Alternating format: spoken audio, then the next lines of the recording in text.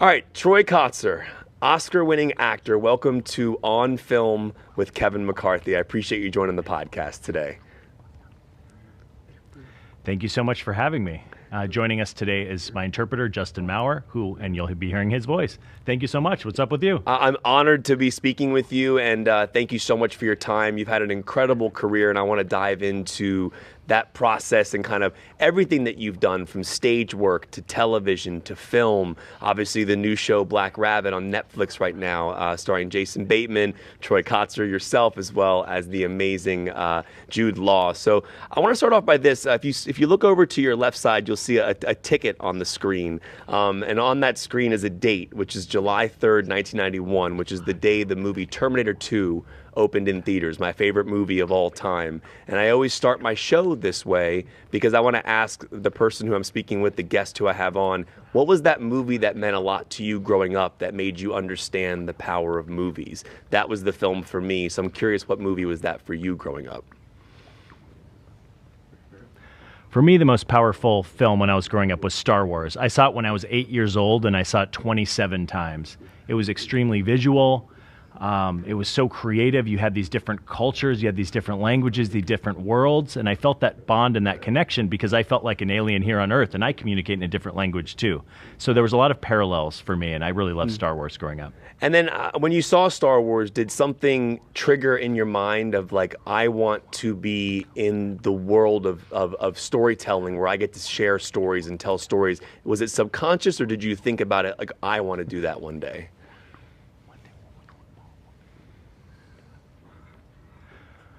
When I was younger, I saw so many films, and so my dream was really, I wanted to be involved with this storytelling, but I didn't realize that there were so many actors who happened to communicate in sign language or happened to be deaf, and I felt like there wasn't enough mutual understanding.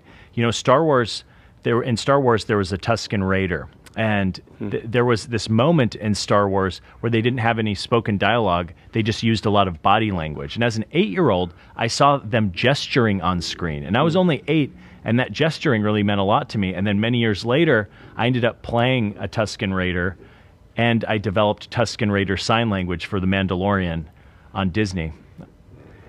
And on Disney Plus. And so anyway, that full circle actually happened. And so that dream, you know, I was able to expand their gestural language into an actual type of sign language, Tusken Raider sign language. That's absolutely incredible. I mean, it really is. I mean, to have that full circle, obviously you were meant to be doing what you're doing in the terms of storytelling. And as I mentioned as well, the logo I have to your left is a mock ticket stub. And so I collected movie ticket stubs when I was a kid growing up. What was something that you collected growing up? Did you collect baseball cards, movie tickets? What was in your collection as a kid? When I was growing up, and I went to see Cats on Broadway, and that was my first time to Broadway, and I started collecting Broadway tickets or show tickets. I was from Phoenix, Arizona. I was from the desert. There wasn't any Broadway. There wasn't a strong theater community, and going to New York, you know, I kept that ticket from Cats because it was my first time having that experience of a real professional Broadway production. So I saved my ticket from Cats. I don't know where it is. It's somewhere in storage probably. Do you still have that ticket? You're cheating. You're putting that picture up there, but where's your actual physical ticket? The photo itself is a logo that's created, but I've been collecting tickets since 1995, so I actually have tickets from 1995 forward for all the movies that I've seen in theaters. The first one I ever collected was Die Hard 3. That was the first one I ever collected in theaters. But that's a good one. Yeah, I love that movie. It's a classic. Yeah. You're such an amazing actor, and I've love following your work. And I want to start off at the beginning, kind of with the stage work that you were doing, because the stage is an interesting place to learn about performance, but also you're playing to a live audience, and you also have a huge theater in a way. You have to play to the people in the back of the theater as well, who necessarily can't get close up to see the emotions. So you have to project in a way. And I was wondering if you could speak to what you learn in stage work and how to project, you know, the tone and the communication to the audience that's not necessarily at the front row. That's an interesting question. I have two things to say. So first of all, I hope the theater's smart enough, someone sitting in the theater are smart enough to have accessible seating for deaf people so they can sit close enough. And for me as an actor, I didn't want to have the equivalent of screaming, worrying about the folks in the back, because then it becomes like you're with one note. You would need to have that ebb and flow of emotions, and the size of sign language would indicate the volume. And so there's folks who are deaf should sit closer to the front, and I've seen a lot of adjustments, and so they tend to have accessible seating in the front for the deaf community, but it really depends on acting choices that a particular actor has to say, whether they're hearing or deaf. And so I was more worried about, do I worry about my character and my acting, or do I think and worry about the audience? You know, interesting, you make the jump from theater to television, and what's interesting about that is you're incorporating a camera into that process, and a camera is able to be close up, it's able to be far away, it's able to really kind of focus on certain facial expressions and emotions. And obviously with performing and acting, physicality and facial expressions and even things that you do with your eyes, those are all important tools to tell the emotional story. When you got on television for the first time, you had a camera that could be closer to you. How did that affect the way you perform, knowing that those facial expressions and those elements could be picked up more?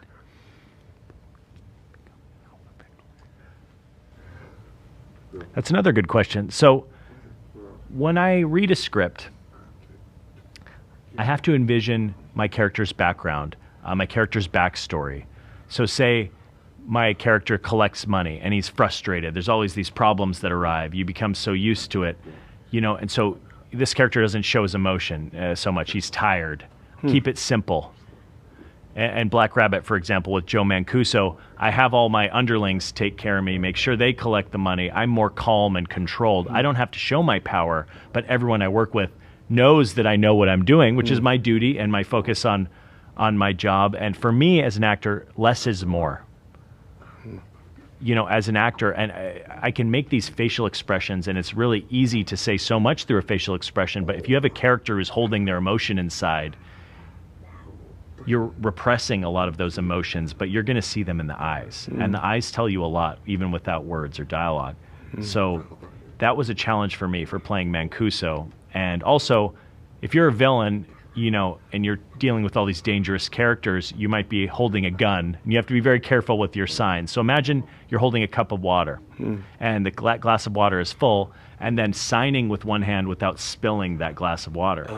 And so you have to really control your left arm, and when you're signing, you have to make sure you don't spill that glass of water. So now imagine it's a gun. Think of that habit and that control of not spilling that glass of water.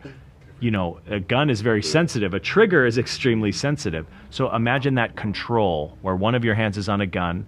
So if you're hearing, you can just say something, and at any moment you can shoot your gun. But if I'm signing, I don't want my hand to be off my gun. I have a disadvantage. I'll get shot. I don't want to be the first person to die. That's unfair. So we have to have that parity and in that danger. And so that's just an example of how I create these characters, and I learned a lot of these tools from the theater stage. There's a really great scene in the second episode where you're talking to your son, and your son is talking to you about finding Jason Bateman's character. And at the end of that scene, we see you start to sign something, and then we cut to the son, and the reaction on his face is how we pick up what you're communicating. And I love that moment because that moment is not interpreted for the audience, because another character says, "What did he just say?" And the son says, "Find him, take off the gloves," essentially. But I thought that was a really powerful way to immerse us in that moment as an audience, because we fill that in as an audience member, and then you're not even on screen, and the reaction of your son's face tells us everything about what you said. Can you speak about finding that moment and kind of trusting that the audience will go along with that and understand where your character's coming from without even seeing him in that moment? Most importantly, really, was trust in our director, and that I believe it was Jason Bateman who directed that episode, the first two episodes, and so he said, just keep it simple. You don't want to give the audience too much information. We're just introducing these characters, right? So it's really important. That was an important note from Jason that kept me under control. And you know, being deaf, it's like, fuck whatever anyone else is talking about. This is my office. This is my room that I control. This is my language. This is my domain. And that's it. I don't care what you're saying. Get out, you know? So when you're in here, it's my way or the highway. And then you go outside in the world, I might have to play along with them. Interesting. It's a great scene. I wanted to ask you about that because if I'm correct, there's 4 directors on the show total. Yes, all 4 were great. So Jason Bateman was the first 2. I believe Laura Linney was the next 2, and then we had Ben and Justin directing the last 4 episodes. And that's what I wanted to ask you, because every director has a different way of working. Every director has a different voice in their storytelling. Jason Bateman's directing style is going to be different than Laura Linney's directing style. But you have to keep a consistent tone throughout the show. And I think that's where the showrunner probably comes in, where they oversee the entire arc to make sure everything's tonally balanced. But as an actor, you work with different directors differently. So I'm curious how does that work when a different director steps in to a show that you're already working on? How do you keep that consistency and that tone if they have different voices?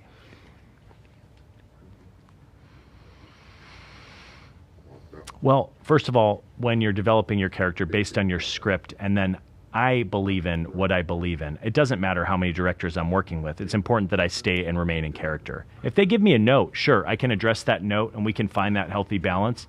I worked with 3 wonderful directors on that show. Unfortunately, I didn't have the opportunity to work with Laura Linney. She didn't direct any of my episodes.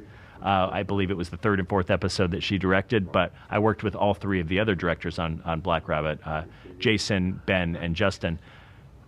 And their styles, of course, were all different. I think Jason, of course, he has that acting experience and that understanding, that mutual understanding, because I'm an actor too. Ben came from a DP background, so he was really discussing a lot of dialogue and rehearsal, and then Justin, the final director, was all about the action and a lot of surprises and violence. So I saw all of their styles, but the bottom line is they all have the same goal. So I'm willing to bet they had conversations about that ongoing tone. So they were all delivering the same message and on the same page. And then a director that comes in has to keep that consistency. And so, everyone is responsible to do what's best for the story. So the story is what you're responsible to, and you have to remain loyal to the story. And then you figure it out when you get on set. I find physicality to be an interesting thing to dissect with an actor in terms of the way a character carries themselves. It affects the way they communicate, it affects the tone of conversation and kind of communication. And obviously you spoke about your character in Black Rabbit. Imagine he's holding a gun and he's signing with one hand. And I was wondering if you can speak to other characters that you've played and kind of how they've informed the way you're going to communicate, the way the tone of your character, the way you're going to hold yourself physically, and the way the character will communicate in terms of that. So like when you look at CODA, for example, what were elements of that script that informed you as to who that person is and how that person would sign and how they would communicate?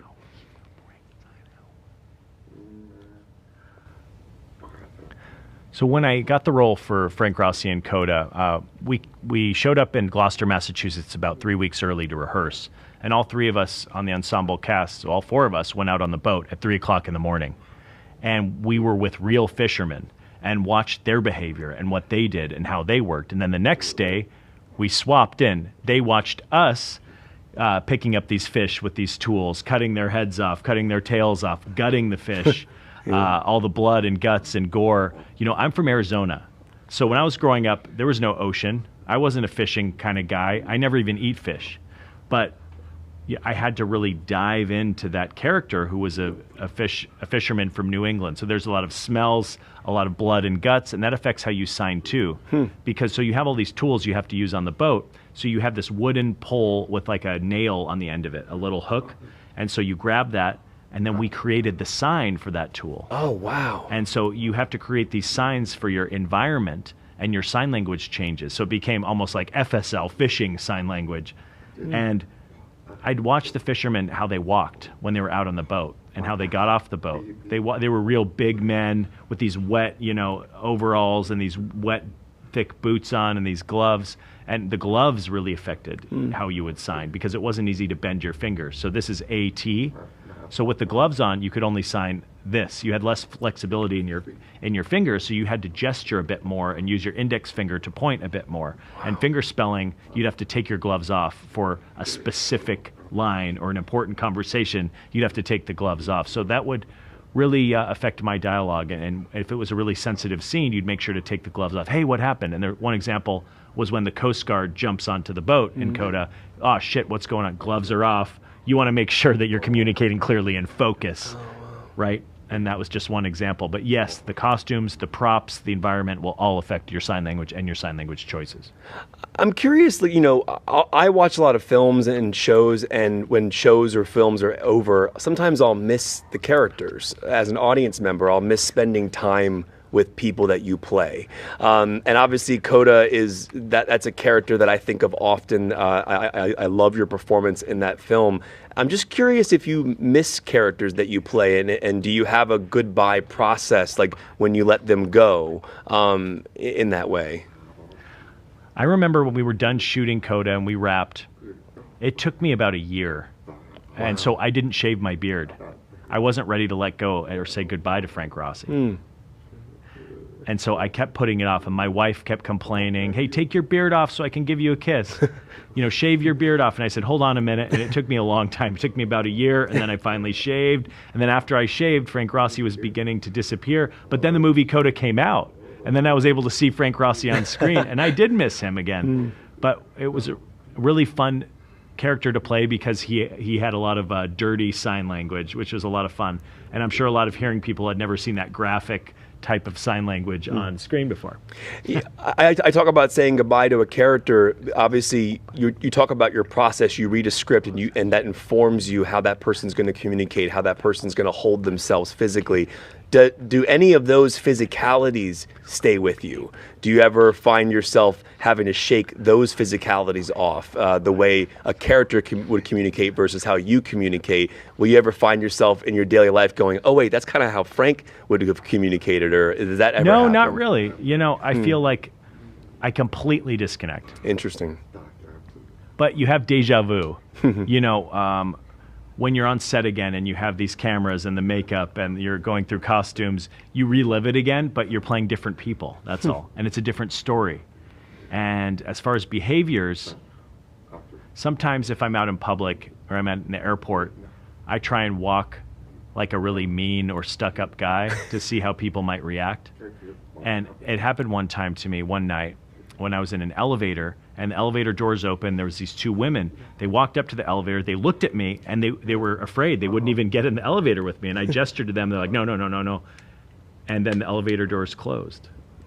I felt pretty hurt in that moment. Then I looked in the mirror in the elevator, and I looked pretty scary. I had a shaggy beard, long hair, this really thick kind of trench coat on, and your appearance can kind of tell you a lot. And I was just, I'm sweet inside, but it was interesting how others perceive you sometimes. And that's where I got the idea of maybe I want to play a villain or I want to play a bad guy. That's the exact polar opposite of Frank Rossi, who was a sweet father, to show my range and my ability as an actor. It's not just, you're not a one-note pony. You can show that you have range. Like a lot of actors can play different characters, right? So can deaf actors. It's not just sign language of dialogue, it's the character too. Yeah. And that character development and the salt and pepper and the coloring of those characters. We talked a little bit about your jump from stage work to television. Now I want to jump from television to film. The first film you ever made, feature film wise, was the Number 23, which is a Joel Schumacher film.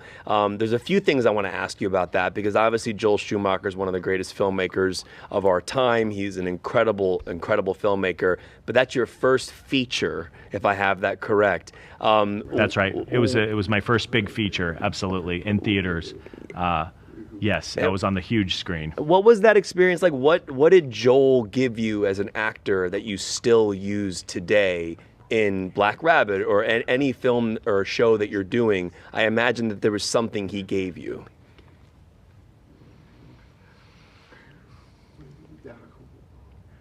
Joel really liked to play around with actors. I have one specific example. So Joel Schumacher, he really liked to poke and push Jim Carrey, who I was acting opposite with in a few scenes. He really wanted to feed him, make him feel uncomfortable, make him get those shots that he wanted. And later, Jim would get back at Joel, and they kind of had this relationship where they'd go back and forth. And I was totally unaware until I got on set, and I met Jim Carrey for the first time, and I met Joel. And then Joel is a really interesting guy. I loved him. He's crazy. He's a crazy guy, and bless him. Anyway, Joel he's sitting there like this, right? And he goes, "Troy, come here." I was like, "Me?" Okay. I walked over to him. I said, "Hey, what's going on?" And he goes, and the interpreter came over, and he says, "Do me a favor. During the fifth take, do me a favor and do something to really screw over Jim Carrey. Do you mind?" And I'm like, "Are you serious?" And he goes, "Please do." And so I'm like, oh boy, okay, I get back to set. We start shooting, take 1, take 2, take 3, take 4, and now it's the 5th take. And I look over at Joel, and he's sitting there like this. He goes, "Do it." Gives me a thumbs up, "Go ahead." And I'm like, oh no, here we go. And my heart's racing. They call action, and Jim Carrey's in character. He's serious. He's ready to go. And I look up at him. The camera's on him, and I'm signing. Then all of a sudden, I go, "Fuck you," right to his face. And his face just drops, and he completely dropped character, and his voice changed, and it was his own voice. And everyone on the crew, all of a sudden, you could hear a pin drop. It was like, oh shit, Jim Carrey looked pissed off. It wasn't it was unscripted. This "fuck you" wasn't in there. And I said, "Hey, it wasn't my idea. It was Joel's idea." Joel's sitting there like this, and Jim looks over at Joel, and looks over at me, and he goes, "That was a good one." And I was so relieved. And then the whole crew started laughing, and we found out that they had that kind of relationship. So I was doing Joel a favor to get back at Jim, and then Jim and I had some great conversation. We worked together for about 3 days. We had lunch with each other. We chatted. He was a cool guy, and I told him that people from the deaf community worldwide really love Jim Carrey because his facial expressions do so much, even without words. And so Jim Carrey really inspired us. And now I'm looking forward to his next movie, The Jetsons. Yeah. And Jim Carrey is a great example of somebody who uses physicality so well in his performances. Have you spoken to Jim at all since then? Obviously, I'm assuming he saw that you won the Oscar for CODA, and I'm just curious, if you've spoken with him since that film. I haven't bumped into him. I'm really hoping to one day. I remember before I left set, and we said goodbye, and I said, "Hey, it's nice working with you." He goes, "Nice working with you, finger guy." So he would call me the finger guy. Oh. And there's one day, if I bump into him again, I'll be like, "Finger guy says hello. I hope he'll remember." It would be impossible for him to forget that moment because there's not so many deaf actors out there. So how could he forget? At that time, there's only 2 of us, Marley Matlin and Troy Kotsur. So hopefully he remembers. One more quick question about the number 23. I'm assuming that movie was shot on 35 millimeter film, and like a lot of the shows that you came up on as well were shot on film, and now we're in a digital age now. Obviously, there are filmmakers who are still filming on film, like Spielberg and Scorsese, and obviously Christopher Nolan. I was just curious if you had a preference as an actor between digital and film in terms of the process, and because with digital you can roll all day essentially, and then film you have a certain magazine time and how long that'll last. I'm just curious how that affects the way you perform. The bottom line is, I have the same process. Regarding the technological issue, it's not my problem, but I really put forward what it works for both. It really depends on the budget. It depends on the special effects, whether it's digital or 35 millimeter film.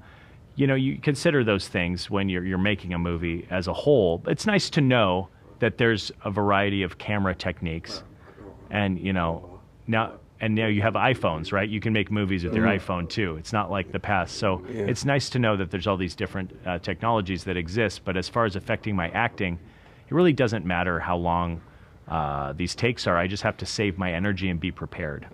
So whenever you have a break or you're waiting for the next scene to be shot, when they're resetting and turning around, I go to my trailer and I won't go to the bathroom. I hold it and I wait. Then when they call me, when I'm ready, then I go to the bathroom. And I do my business, then go on set to not have to worry in the middle of a take and suddenly you have to pee really bad. Your precious time is when you're on set. And some actors don't think, and hold on, I gotta go to the bathroom, I got a 10-1. And then everyone's waiting for this actor and you waste everyone's time. So you have to plan ahead with all of those things. I think the important thing is to not forget to zip up your zipper. Have you ever had that happen? Have you ever gotten to a take and your zipper was down? Yes, but fortunately someone told me. One time they asked me to change into like this really tight underwear. You know what I mean? And when you're walking, you know, you start walking differently because the underwear is too tight. I'm like, hey, can I have some larger underwear, please?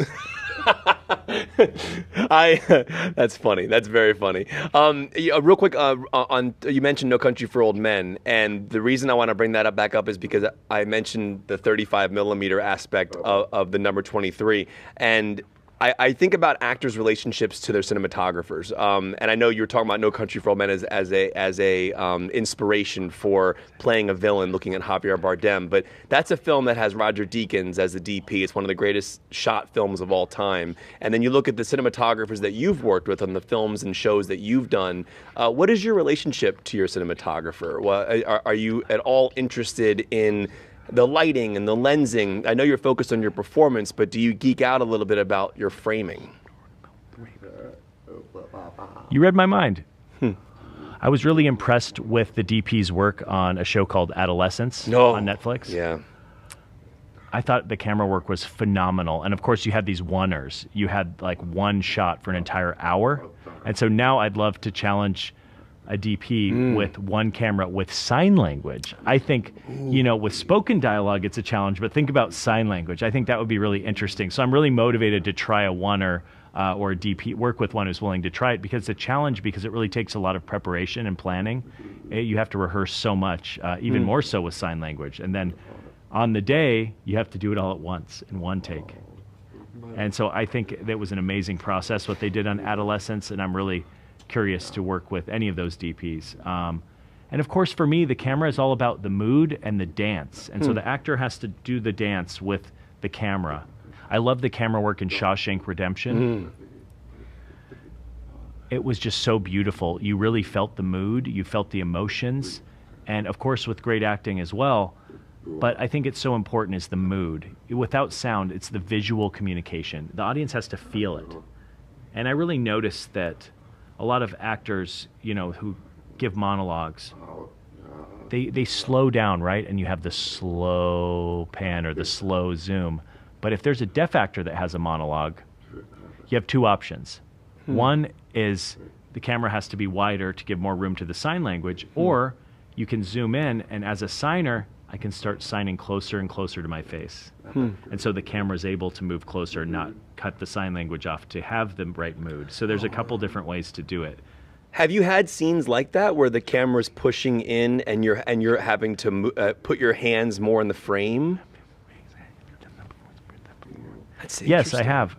Most importantly is communicating with the camera operator, the DP, and also asking the director, how many setups do you plan? How many shots are in this scene? So if there's 8 shots, you really have to be careful about your continuity as an actor. So you have your cup or your prop in the same place, or sometimes, hey, my name is, and then you set down the prop in between the lines. So you have to do so many takes, and then you might screw up the editor. If it's just one shot, then that's fantastic. Then I can improv quite a bit, much easier, and play around. So it really depends on the scene. If it's a really important scene and you know how many cameras do you have, how many shots, how many setups, and sometimes they'll say, hey, do you mind not signing until the camera lands and then start your line?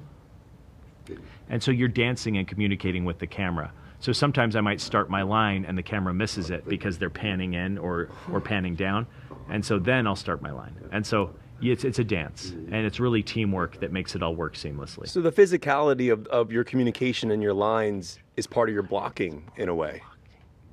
Yeah, absolutely. And one of my favorite parts of being an actor is working with props. Whether it's a gun or a glass or sunglasses, it really influences my behavior and my sign language choices. So I mentioned that glass of water that you don't want to spill.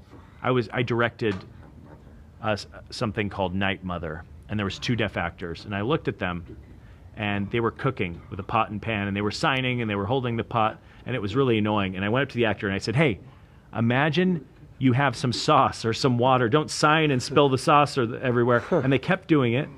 And I didn't say anything. And during the break, I let them go. And I put water in the pan. And then I said, okay, let's do another take. Let's do it again. And they came back, and they picked, and the water just spilled all over this actor. And I said, see what I mean? That's my point. So let's do it again. Then the actor held it carefully. Then the body language began to transform. Interesting. And because that actor didn't want to spill that, set it down and then signed, then picked it up gingerly and had the lines with one hand so I could really see it. So I felt like it was more real. It looked more natural. And so I think it's a fun process to play with props as well. It's incredible. I want to ask you that this isn't a question I often ask actors because I find this to be interesting. I don't have children, but I know you're a father in real life, and you play fathers in performances in some of your characters as well. I have to imagine that there's a definitive moment where you were the artist you were before you became a father and the artist you are now after becoming a dad. I have to imagine that that gives you a certain level of empathy to your characters, especially if you're playing a father. And I'm just curious if you can see a division between the actor you were before becoming a dad and the actor you are now, and the way you can connect to your characters. That's a good question. Yes, I've been playing a father quite a bit and having sons and daughters. You know, I have, of course, more empathy for fathers because I am a father in real life, and I know what fathers go through, the care, the responsibility, feeding your kids, supporting them in school if they have the right or wrong behavior and all that shit. And now, when I play a character who's a father, sometimes I feel bad for the kids, right? And sometimes they're annoying, or you have, you know, these examples. One example is Black Rabbit, right?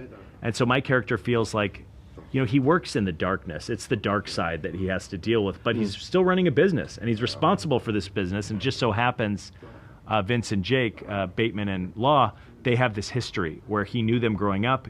He knew the brothers, he knew their mother. And so there's not black and white there. There's not wrong and right. It all becomes gray. And you're struggling, my character's struggling to navigate this gray area. And so I have some empathy for my character because I'm doing it for these two brothers who I'm close to. But at the same time, you can't be too threatening, but then you need to threaten them in good ways. Like one example was spilling the coffee on Jude Law's character's lap. And I'm embarrassed of my son. Joe Mancuso is embarrassed of his son in Black Rabbit, but at the same time, you have the heart, but you have to walk that line, which is, it's a really fun character to play.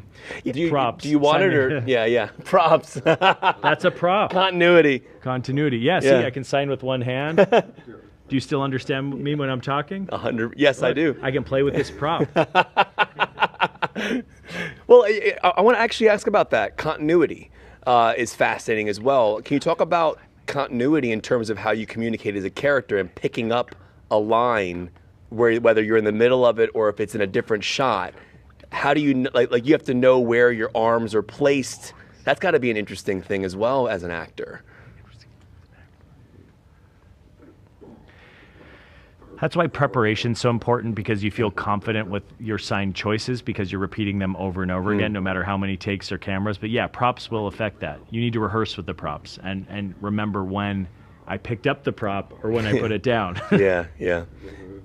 You know, we sit here today in a time where movies are where we escape to. We love to watch stories. We love to learn about the human experience through movies and shows. And as an actor, you get to live the life of people that you're not through characters. You get to view the world through their eyes. And, you know, that's an interesting thing. Not a lot of people get to experience that. And I would imagine that gives you a certain level of empathy just for humanity in general by playing different people. I'm just curious about your own life perspective and how that shifts after you play characters. Do you view the world differently? Do you feel that you walk and communicate differently? Not that your characters stay with you, but like have characters of yours shifted your own life perspective that you've played?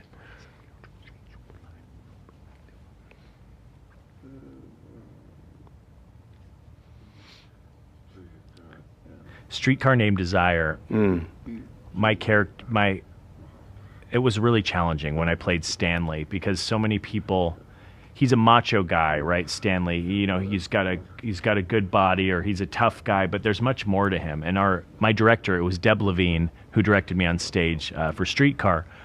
I'll never forget one night, you know, I was pretty frustrated about something, and I was like, why did Marlon Brando and other actors, why were they so successful playing this role? You know, I wanted to show that this was a real person. And Deb told me, Stanley is Troy Kotsur. Troy Kotsur is Stanley. And then when she put it that way, that simple word is meant equal. I said, oh, I don't need to play a character. I need to remove all the makeup and just be my real self and be in control. And then that night's show, everything changed. People in the audience were shocked. It was like I was a different person. And that was a huge transformation and a transition. I was really struggling to play Stanley, but that night I broke that struggle, and it helped me keep it under control. And now in TV and film, I know how to keep my expressions and my emotions under control based on how I played that character. Wow. And I'm curious, like, obviously we talk about the stage work that you did. If you did a role like Black Rabbit or CODA or on stage, if you were to take those characters to the stage and have to perform them every night, what changes would you make? Kind of going back to the earlier question I asked you about the communication and projecting to the audience that's there. What changes would you make that are subtle to how you would perform on stage with those characters?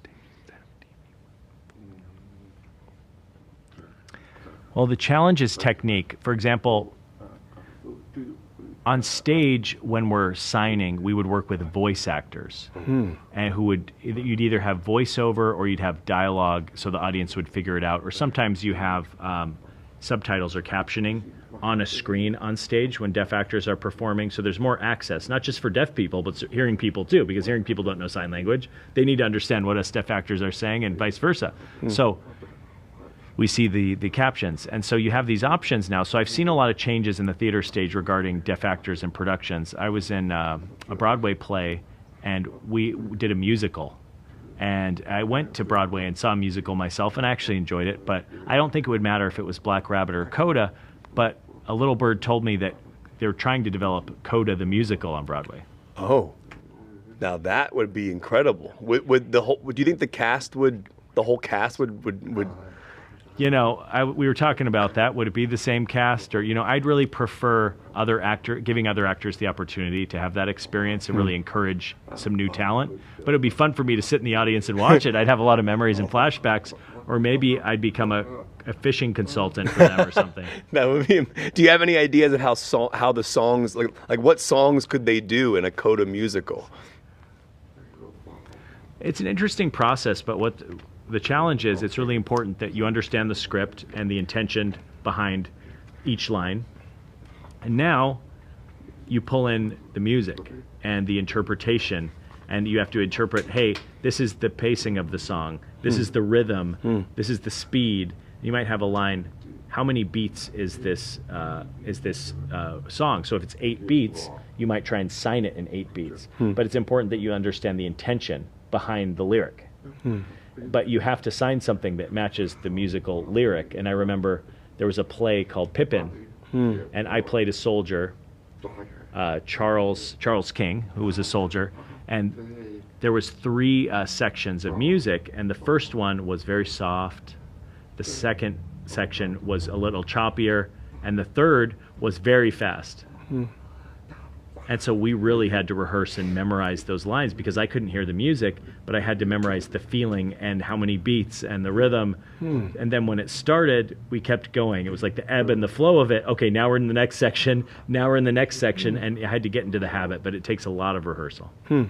You know, kind of going back to the stage aspect for a second. When you have a stage show, you have a live audience, and you can build off of their reaction. You can feel their reaction. When you're making a film or making a TV show, obviously the crew is around, but there's really no like gauge of like whether or not if the audience is reacting on a stage. You can kind of see what's working and what's not working. I'm assuming you can look at the crew to find that out as well. But is there a difference for you of having that live feeling versus not having it? I hate checking in on the audience during a play. Oh, interesting. But sometimes during a break or, the intermission, I'll ask a hearing person and I'll say, how's the audience reacting? How are they reacting? They're like, oh, they're dead tonight. Or they're like, oh, they're making some great reactions. And I go, oh, that's good to know. Now I know. But I don't really want to worry about the audience during my performance. But when I'm not working, I'm curious to find out, or sometimes seeing what the reviewers' comments, whether they're positive or negative, then you'll know how the audience is feeling. You can gauge it that way. And based on how the audience is reacting. And I did a horror movie recently, and we went to Fantastic Fest in Austin, Texas, for a film called Primate. It's a horror movie. It'll be out in January. But I sat with an audience, and we had a deaf screening with open captions. There's a large deaf community in Austin, and I saw deaf people reacting like this. And sometimes they'd see my character, and whatever would happen to me, they'd react. And then later on, they realized I'm deaf too. I'm stuck. Oh, I have that mutual understanding, that connection with this character and their experience. They can experience that fear as well. And the hearing audience at Fantastic Fest, they're horror movie fans, right? And a lot of horror is based on sound. And now imagine what it would be like to have a deaf character who's in a horror film. Hearing people aren't expecting it, and they're like, oh, wow, this is a new experience. What are you going to do? There's a deaf person. What's going on behind you? They're so used to dealing with sound, and imagine a character who doesn't have to deal with sound. It's really cool. And it gives the audience that experience of being a fly on the wall. And I think it felt like a fresh take. It's something they've never thought of, and those are the types of stories I'm trying to tell, and those scripts that I like, and when I'll join a project. One example was Black Rabbit. Have you ever seen a mobster who happened to be deaf? No one ever thought of that. So I need to push Hollywood's boundaries and wake them up a little bit and show that we can be creative and create more characters for deaf actors. It's just simply another language, and the character happens to be deaf. It's not a character because they're deaf, right? It's a different meaning. I noticed your character has a gold necklace that he wears in the show. There's a necklace that he's wearing. Are those choices that you make, or are those part of the script? Like, do you ever add details? It's wardrobe and costuming, but when they give me props or costumes, I just want to make sure they do influence me. I want to make sure they don't affect my sign language. You have a gold chain there, you might feel like, yeah, I'm a New Yorker. I'm wearing a gold chain. And it's a simple feeling, but you feel a little different. You feel tougher. It's interesting. And obviously with Black Rabbit, we live in an era now where people can binge entire series in one day. They can watch all the episodes at once, or I'm sure you remember growing up, like I missed that appointment television aspect, like where you would sit down week to week with the family and just and watch a TV show. And so with Black Rabbit, everything comes out at once, but you can still choose to binge, or you can watch an episode, come back to it a day later, and then watch the second episode. But as you know, every episode ends on a cliffhanger, and I want to know what's going to happen, so I kept hitting next episode. But I'm curious for you, what are your binging habits? Are you somebody who likes to watch everything all at once? Do you like to do it individually? Like, what do you do when a new show comes out? Like Adolescence, for example.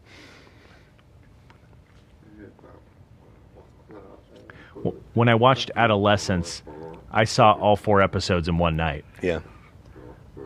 It was like a 4-hour movie. For me personally, I like to watch them sequentially because I'm in control. But you can pause it and go to the bathroom, or if you see 3 or 4 movies in a night, if you're in the mood, Foundation on Apple TV Plus, there was 1 episode a week, and I felt a little frustrated waiting for the next week. But it's nice to say, hey, what's the next episode going to be like? So it gives it time to sink in, right? But when you throw it all out there at once, like on Netflix, I can watch it as soon as I want, but it's a different feeling. And then that excitement, it's like you feel satisfied, but then you have friends out there who go, oh, I haven't seen it yet, but it's on my list. I'm waiting for my wife to come home and watch it with me. Everybody has their own habits, right? And after the series is over, then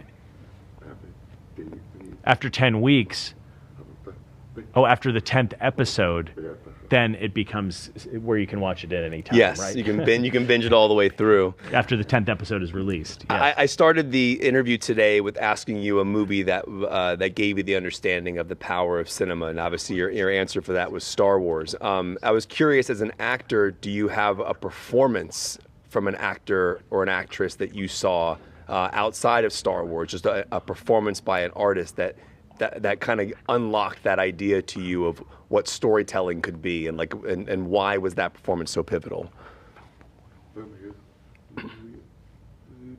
For me, Meryl Streep, as an actress, she started on stage and then she went to TV and film. So I really felt a connection with Meryl Streep's journey, and I really looked up to her.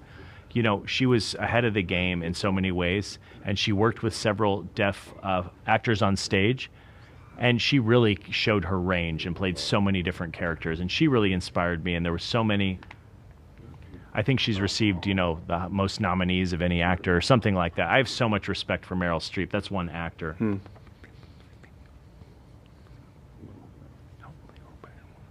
as far as a specific role, The Killing Field. Oh, wow. In the Vietnam War, you have 4 photographers. And there's an interpreter character who speaks Vietnamese and English during wartime. And it's extremely dangerous. And it's based on a true story. When I watch it, I'm so on edge. And the camera work and the whole thing, it feels so real. And it's so touching. And I saw it when I was 10 years old, and it was traumatizing. But sure enough, it got 3 nominations. And it didn't win them all, but I think Best Director, Best Picture, and Best Actor were their 3 nominations. But yeah, the performances in that film were incredible.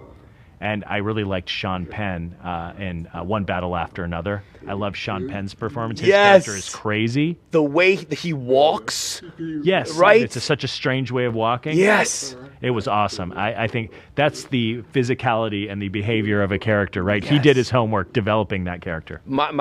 What's your favorite Paul Thomas Anderson film? Mine might be Phantom Thread, but I do love One Battle. One Battle's amazing. I love There Will Be Blood. Yes. Bob Ellsworth, the cinematography. Oh, my gosh.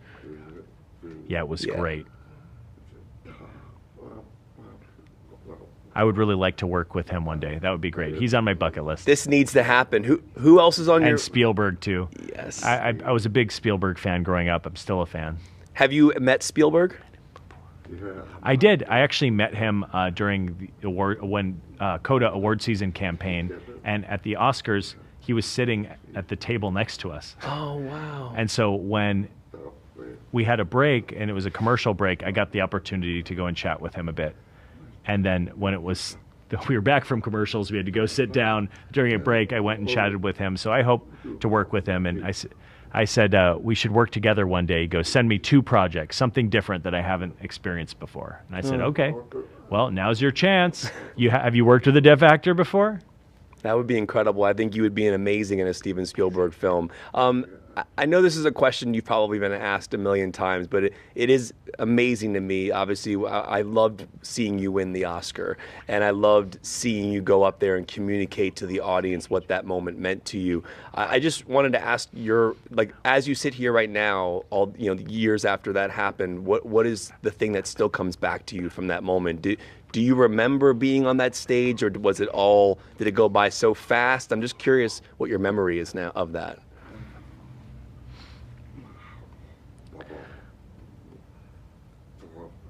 I remember when all the actors in this full house in the Dolby Theater were clapping with deaf applause with their hands in the air. I had never seen that. Hearing people clap like this, and when they saw me get on stage, I saw, of course, all the members of the Academy and the nominees clapping, and in the deaf way. Obviously, they knew I was deaf, and they were showing respect for me. So it was a really nice moment.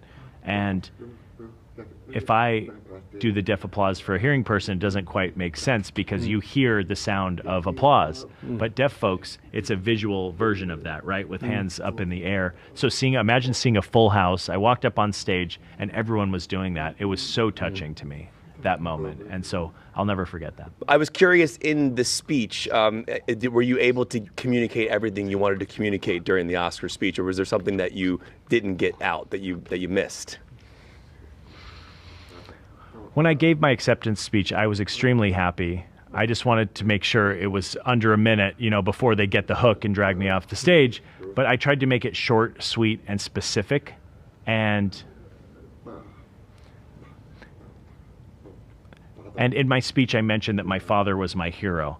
I was thinking about mentioning him at an earlier award, whether it was SAGs or Golden Globes or anything. But I wanted to save my dad for last. And if it actually happened that I won an Oscar, I wanted to mention my father and my community. And it was a gamble, right? But I saved my dad till the end, and then I won. And I was finally able to thank him and mention him in my speech. I was extremely happy with it. It was short and sweet and to the point. Is there a certain catharsis that comes from that? And obviously, you mentioning your father, as you mentioned, is there a catharsis that comes from that as you get to kind of say that to the world?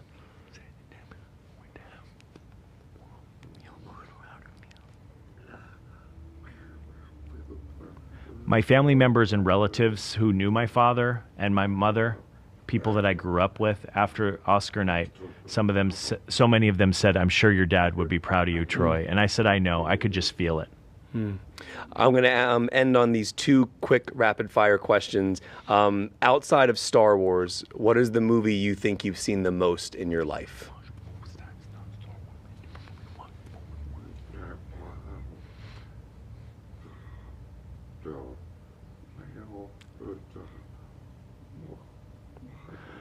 Road Warrior. George Miller directed Road Warrior. I saw it 17 times. Did you? Oh, yeah. It was so visual. It was so simple. It had very little dialogue, but a lot of action, and I loved it. I was really impressed with the stunts, and there were some dangerous stunts in that. And then today, you have a lot of CGI and special effects. It's different, and that's why I think that was a good example. In our film Primate, we didn't use CGI or special effects or computer. It was more old school, and I missed that old school feeling, and I'm glad I had the opportunity to work in an old school style horror movie. Are you a fan of Mad Max Fury Road with Tom Hardy and Charlize Theron? I liked Road Warrior, the original. That was really made a big impact on me. Oh, and Thunderdome. Was a deeper story and a history regarding, what happened with that war and everything. Then the last one, I think, was the best one. Fury. Was it Fury? Help with the interpreter. Fury Road. Fury Road. Thank you. Yeah, and then there was Furiosa, which came after that with Anya Taylor-Joy. Yeah. Oh, right. Furiosa, too. Yeah. Yep. That was great. I really enjoyed it. And so I think George Miller, that's why he really had balls. Yeah. He really did some crazy stuff on the road. How often do you go to the movies? Do you go to the movies often? Every weekend. I used to go to the midnight screenings when I was younger. A lot of young people went. I thought it was really cool. Fridays are because new movies tend to be released every Friday, and that's why I take off to go see a new movie and see what's up. You went and saw one battle after another. Did you see it here in L.A.? I saw it with my wife in Arizona. Cool. I'm a member of SAG, and so I got in free, and I watched it on the big screen. And we have the rear window captioning device that they stick in the cup holder, and so I was able to watch it in the theater with some popcorn, and I really enjoyed it. I love that. And then the last question for you is this. I always think about this because movies are such a beautiful thing, and when you watch them for the first time, there's nothing like that first experience. And then obviously you can rewatch it, like you mentioned with Road Warrior 17 times, and that's how I did it with Terminator 2, because that movie was my favorite movie of all time. I was curious if you could rewatch a film again for the first time, meaning that the memory is erased, you don't remember the film at all, and you get to watch it one more time for the first time. What would it be, and why? I hate to say it, but I have to admit Star Wars. Yep. Because I saw the first Star Wars and I had that experience, and then you'd see new movies come out and the sequels, and it felt different because they, these movies now, like I said, use a lot of CGI, and they had the 50-year anniversary, and it was back in the theaters, so I went and I sat down, and I still had that feeling because it was beautiful. The way they used the X-Wing model airplanes that were handmade, and the camera would have to shoot, and it felt so real. it was like they were just floating through space, and now it's just like it's a bit too much, and they're too fast, and it's just, I don't feel it. You know, I know it's a computer generating all that stuff. Yeah. It's not like the original analog Star Wars, and so I really like the old school where you have that feeling, and that feeling is what I miss, and I really hope that we start going back to how we made films before and having that experience. Like Jaws is a great example. Yes. Jaws was a classic. Yeah. May I ask one more question before I go? Sure, absolutely. Okay. I'm enjoying myself. I'm enjoying this conversation too. Have you ever seen the movie Babylon? Damien Chazelle. He directed La La Land. It was science fiction. Can you describe it? No, Babylon was Margot Robbie, Brad Pitt. It was a movie about old school Hollywood at the time. The reason I ask if you've seen it is because there's a scene in that film that I often bring up to a lot of actors, which I find interesting. And in the movie itself, Brad Pitt's character basically is an actor at the time. He's in the silent era of filmmaking, and the talkies are coming in. His career is kind of up against a wall. And so he goes to meet with a journalist played by Gene Smart. And in that scene, Gene Smart basically tells Brad Pitt's character that, listen, I know that you're upset about where the industry is, but in 100 years, someone's going to turn on one of your films and you're going to come back to life. And I always reference that scene because I think about the idea of what you do as an actor. What you're doing is immortalized in cinema. It's immortalized in movies and television. Once you're gone, not to be dark, but once you're gone, your work will live on past that. And I'm just curious what that means to you to know that the work you've done in CODA, Black Rabbit, the number 23, we talk about all these things. You will come back to life on someone's screen in 100 years. I'm curious what that means to you from a legacy perspective and the idea of living on past your life. What I like about film is it's like going to the library where you have these shelves full of books or you have these shelves full of movies. You know, we can still watch Charlie Chaplin. Yes. We can watch all these old movies. He comes back we to can still life. See him. Yes. That's right. And it's like they're alive again, as you mentioned. And so I think it's really important. It's like when you go to the library and you have the shelves of books of authors who have passed away or characters, you can read those books. You can watch these movies. You can stream these movies. And, you know, your great-great-grandfather was an actor. I didn't know that. And you said, oh, you want to see that movie? And so you can put it on 50 years later. Oh, that was your grandfather? Oh, my gosh. You know, I think that's beautiful. And it is very touching. And, you know, Hollywood really owed the deaf community because you mentioned the silent film era.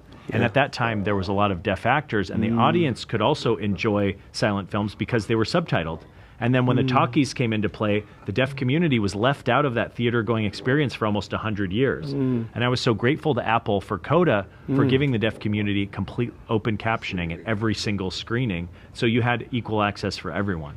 And that they were finally giving back to the deaf community, but we were left out of this experience for 100 years. So I hope that things continue to transform and change so both deaf audiences and hearing audiences can enjoy film at the same time.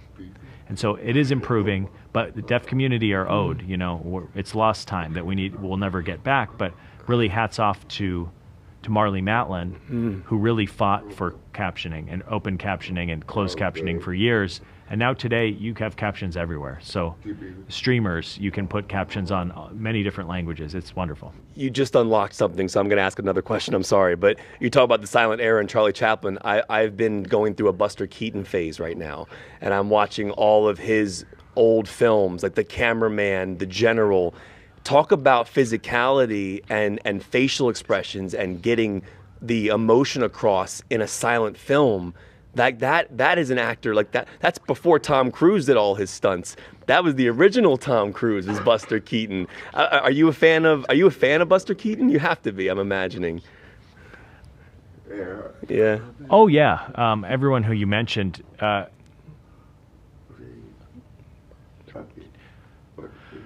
Regarding Buster Keaton, you know, Buster Keaton and Charlie Chaplin, of course, Buster Keaton was so physical. He did so many dangerous stunts. There was that train scene, right, where he's jumping from train car to train car that was incredibly dangerous. That's real acting. That's a real actor. Today it's like, oh, we use AI. We threw it in CGI. It's different, right? And it's like in Star Wars, I'm talking about analog again. And when you watch Buster Keaton, you're emotional because that will affect you as an audience member watching an actor put himself in that danger. And today it's really hard to find that feeling and the right one. When the building falls down and he's like in the open door, that classic shot. I love Buster Keaton so much. Well, I just want to say thank you so much for being on my podcast. Everybody, please check out Black Rabbit on Netflix. Obviously, you can stream CODA on Apple. Please go back and watch Troy's earlier work as well. If you can get Joel Schumacher's The Number 23, just to find The Mandalorian as well. You're amazing in that. So please check out Troy's work. And as I mentioned, your work will live on in a beautiful way, and you're changing the landscape in terms of filmmaking and acting. So it's a beautiful to meet you and talk with you, and thank you for your time today. I appreciate it. Likewise, I'm so grateful to be here, and thank you to our interpreter.